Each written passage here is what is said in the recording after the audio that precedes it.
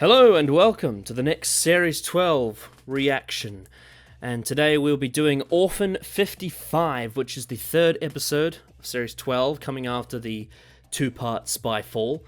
And I'm well aware that some of my criticisms of Spyfall was met with a bit of negative reaction, but that's okay, I understand. Just hopefully we can be a bit more civil if clashes like this happen again, but I am fully aware that opinions are going to differ, and going into that story, going into giving my thoughts at the end of that, I was fully aware that, you know, if I were to be critical, there was at least going to be some people that wouldn't like the result. But that's the best part about doing these reviews, is that we get to discuss these episodes and sort of find out why we like and dislike some things and sort of learn more. But with that out the way, we have Orphan 55, which is going to be written by Ed Heim, who did It Takes You Away from Series 11.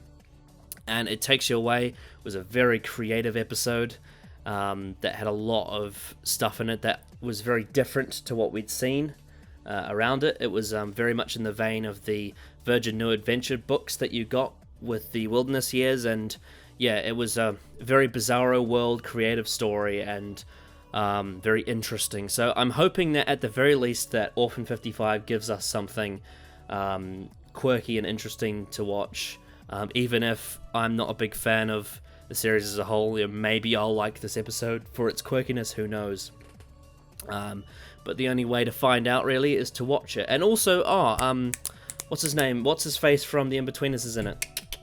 I can't remember his name, but I'm gonna be killed for this, but yeah. That guy from The In-Betweeners, the main one, is in this episode, so yeah, that'll be interesting as well. So yes, fingers crossed I enjoy this one. Let's go with Orphan 55. So they're going to be selective with the pre-title sequences, whether they have them or not, I suppose. Did I just see film grain on that? Orphan 55 by Ed Heim. Oh yes, I saw this preview scene.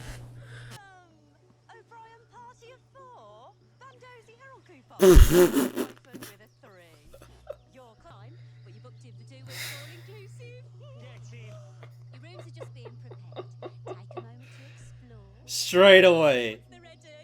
What's the tail? Alright. Tranquility Spa. It's very saturated. Oh, it's everything. Welcome to Tranquility's Bar and Refreshment. What is going on here?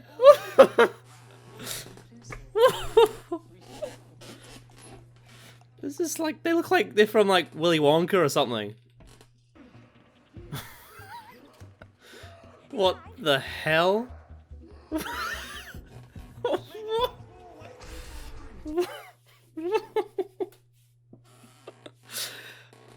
Oh my god. Okay, it's probably nothing. Usually nothing. I say usually. That was a very Tennant line. Wow, I say usually. Wow, I mean sometimes. Wow, always. Wow. I'm Bella.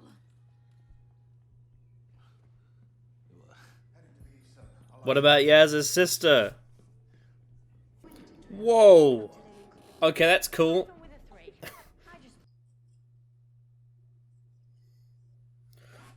Let's find out.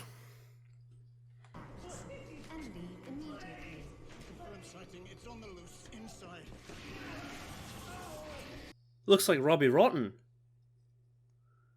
Rest in peace. Oh. There we go.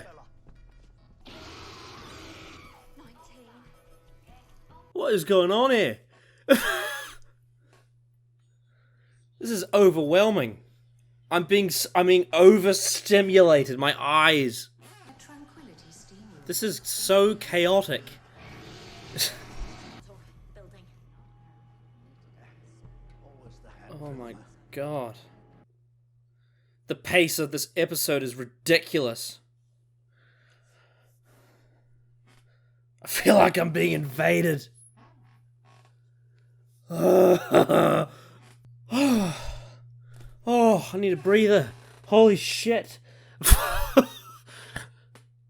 What's going on? What's here? Chaos. Ah. This is insane. This is fucking ridiculous. I can't even... I can't keep up with this. This is so fast. Oh my god, so many colours, so many characters, so many things. Million miles an hour. Goodness me. I'm overwhelmed.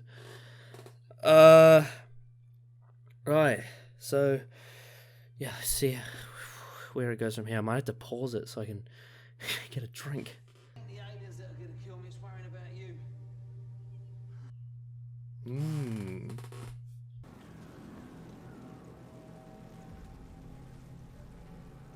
What is happening right now? Yeah, what is happening right...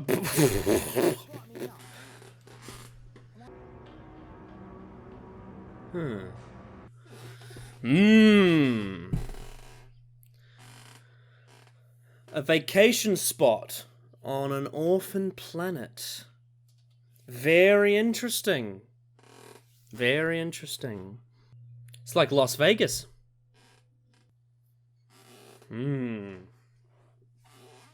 Lives at stake. Money at stake. Terraforming. This is actually quite an interesting plot. A vacation spot built on a planet that's uninhabitable, but they want to make it habitable so they can make money. That is pretty cool. So the creature's got the old man. Interesting. There's a lot of interesting stuff here. Hope it's good. Hope it's not a disappointing end. How many are there? Oh, I like that design. Whew. That's cool. That is cool. Apex predators, eh? Dregs. Just talking, having a conversation. Okay. Hmm. What are we up to? Having a conversation. We both have dead parents. I need to check where Solar blistering. I like that. Alien planet. Jesus. Very thick legs they have. Everyone, back to the truck now. Go, go. Why'd you go back to the truck?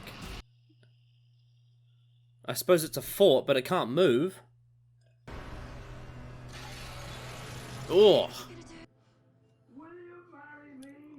Oh, of course I will. Yes. If anyone can, will they please shoot me? Benny, what has it done to you? Please shoot me. It's quite dark.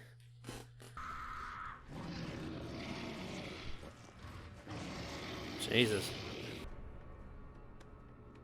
This looks like the passageway from the Zygon story. Hotter down here. Oxygen check. Zygon invasion version. Yeah. Don't worry. I killed him. Oh, what did she just say? What, Benny? He asked me to.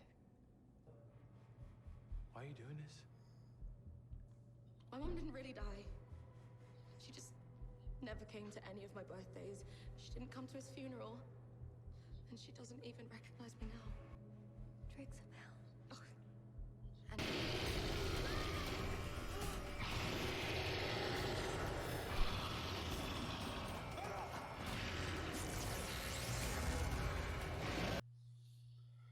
This is all very chaotic. I feel like it's I don't know. I feel like this episode might be just a bit too chaotic. Like it's really trying to force like 1,000 different things at you, but they're not really giving it the time to properly build to it or formulate it, or I don't know. It's very strange. There's some brilliant stuff in this episode that I've seen so far, but it's Yeah, it's very quick. And I've noticed that the episode length has gone back down to 45 minutes, which is different to what it was Series 11, which was, I think, it was up to 50, but yeah. Yeah, it's very compressed. This feels very compressed. That's the trailer shot. We're blowing it up. Huh. So we've got a countdown timer too. Novosibirsk. It's a Siberian underground station. This is Earth. Huh. I was having a vision the other day about a Doctor Who story in the Russian wasteland. Permafrost. Huh. What a coincidence. Which one of you hurt my Bennett? Jesus Christ. This episode is... I hate saying this, but it is losing me. Because I just think it's so all over the place. Like, it's really fucking rushed. It's almost like giving me a headache. Maybe I don't have the endurance to handle something like this, but fuck, this is intense. Like, but not in a good way. Like, it's not like steady intense. It's like kind of rubbish intense. Yeah, it's extremely compressed. We'll see how it goes, but fuck. I'm overwhelmed by all this information.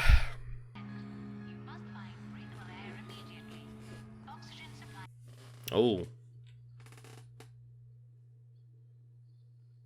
Oh, it is red. That's what I was afraid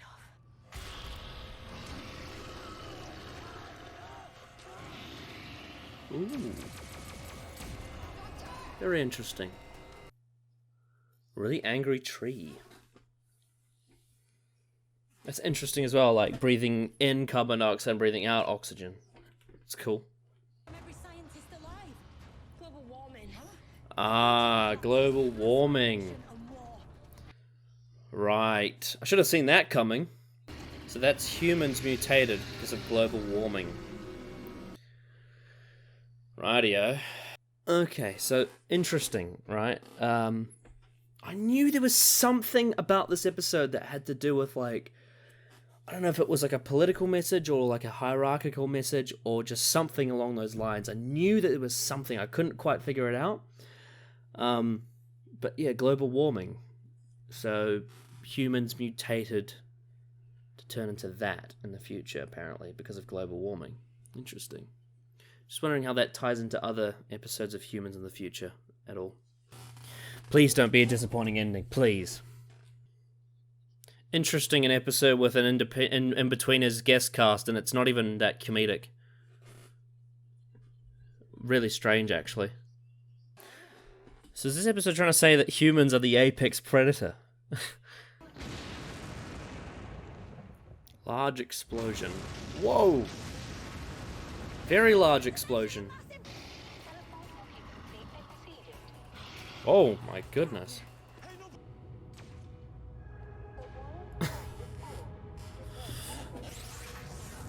Alright, now what? It's one possible future. It's one timeline. Unless people face facts and change, catastrophe is coming. But it's decisions and actions and people stepping up. Lives change worlds. People can save planets or wreck them. That's the choice. I think this might be a little bit heavy-handed, to be honest.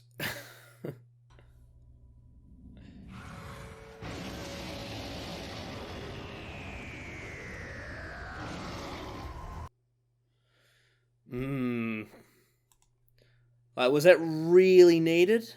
Did you really need to hammer down?